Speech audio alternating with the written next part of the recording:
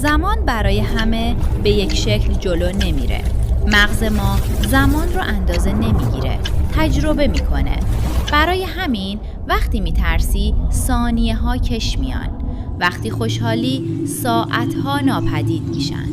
اما یه تئوری ترسناک میگه بعضی آدما سهم زمانی کمتری دارن، نه اینکه زود بمیرن، بلکه زودتر تموم میشن. نشونه‌هاش عجیبن. آینده دور براشون مبهمه. برنامه‌های بلند مدت به دلشون نمیشینه. عجله‌ای ندارن. انگار میدونن وقتی نیست. هرچی به آخر خط زمان نزدیکتر میشن، دژاوو بیشتر میشه. روزها سریعتر رد میشن. خاطره ها قاطی هم میشن. برای همینه که میگن انگار 10 سال یهویی گذشت. و ترسناک ترین بخشش اینه: زمان هیچ وقت نمیگه چقدرش مونده.